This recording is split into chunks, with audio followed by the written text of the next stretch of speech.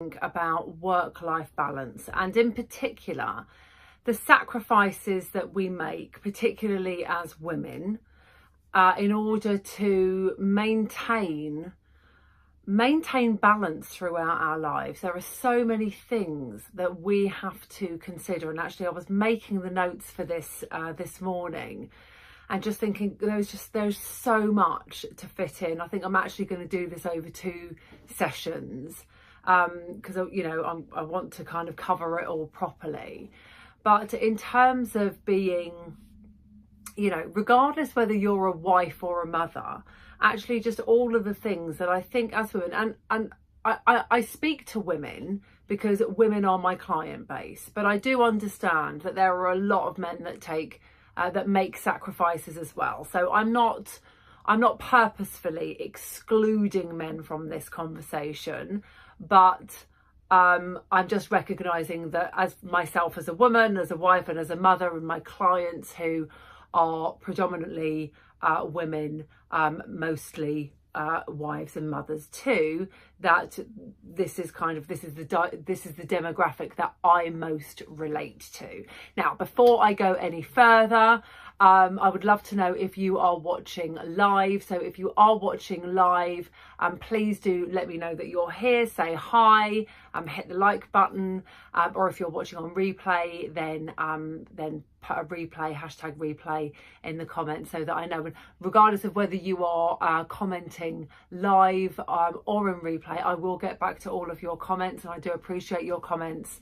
So thank you. This goes out over a couple of platforms, so I can't keep up with everything all at the same time.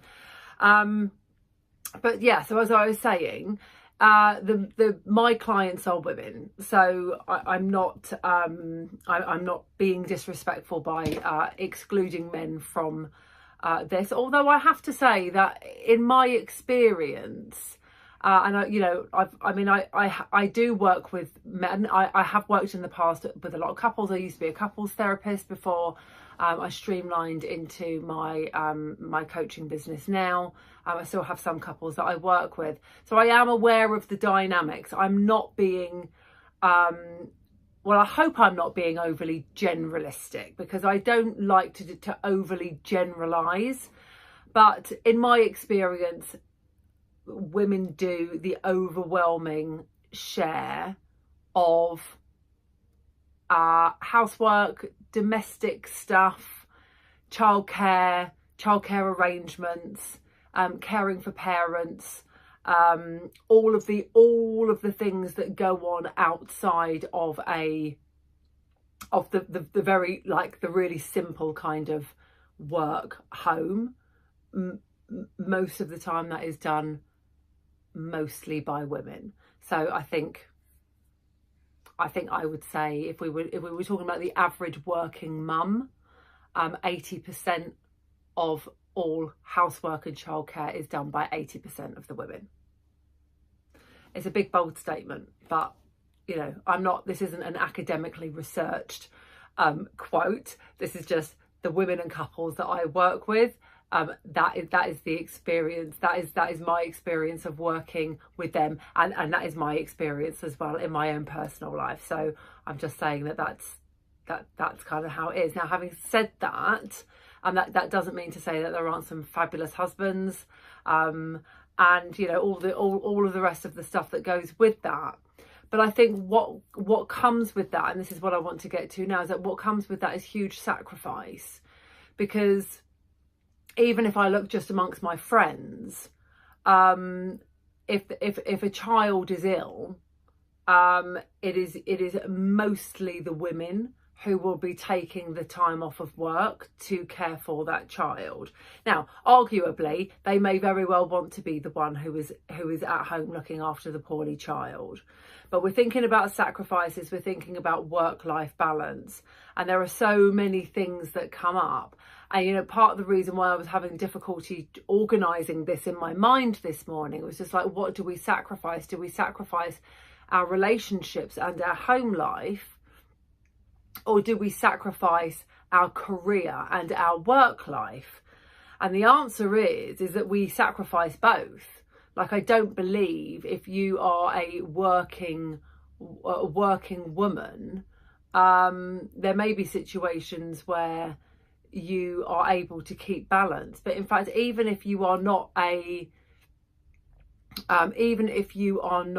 wife and mother, even if you are a single lady, I bet you are still making sacrifices, most probably in your personal life, in order to over deliver in your professional life.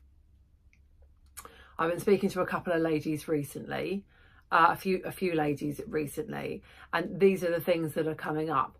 And research demonstrates that most people who are single, divorced, separated, widowed, are most likely to be are a greater chance of over delivering at work too. So we sacrifice everything. We are sacrificing our relationships as women, our relationships with our partners, our relationships with our children, relationships with friends, sacrificing maybe career progression, because,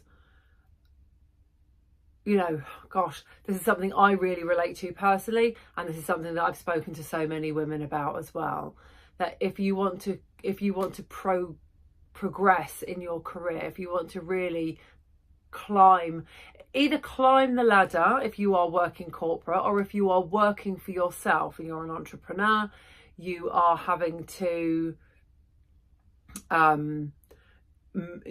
maybe not go as big and bold in your own business because you want to spend time with your children, or with your husband or your partner. But there's always something to give. Like, I know personally, for me, it's so important for me, and this is a blessing for me, right? It's a positive and it's a negative. For me, being able to take my children to school and pick them up from school is like, it's non-negotiable for me. Is that like 100% non-negotiable? There'd be very, very, very, very few times over the last, my eldest is 9 now, so over the last 5-6 years, or nursery even 7 years, where I haven't done that. That's important to me. So yes, okay, that's fine. I've now managed to craft a business which works school hours around my children, but I'm very privileged to be in that position. I've worked very hard to be that privileged to be in that position. There are some people who can't do that, or have managed to negotiate hours around their children, but it comes at a cost somewhere else down the line. I haven't even got onto health yet. I mean, I'm just even thinking about, I haven't even dug deep. This is just like merely the surface. So, okay, so let's have a think about relationships, and let's have a think about how our relationships get affected by work-life balance. If you are, and like I said, we can go both ways. It's like, what are we sacrificing? Are we sacrificing work, or are we sacrificing home life? Like, you can go either way. And I'm sure there are so many men that relate to this as well. Am I about to say something silly? A lot of men are the primary breadwinners, right? I know that's changing. I know that's definitely changing.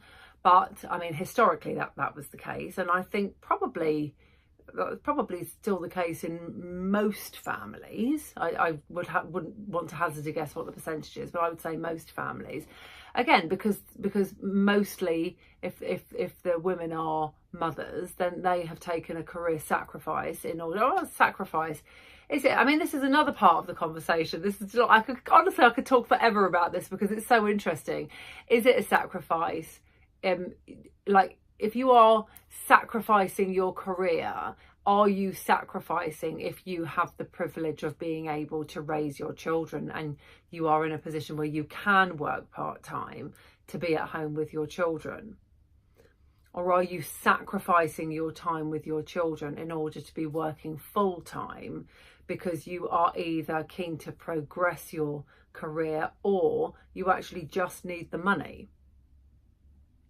it's you know, that's what I love so much about my work, is that when I help women in whatever area or capacity that they need, it's very individual. There's no one glove fits all, right? It's not one rule that fits across every individual, every couple or every family situation. So when we get to work together, we get to work out, you know, really what is going on for you, what is going on for you individually, you in your relationship, in your family, in your workplace, and really try and tease out the best situation for you, taking into account all of your own limiting beliefs about what is holding you back, as well as the practical limitations that are holding you back. And then we can work with that and come to find a solution that works best for you.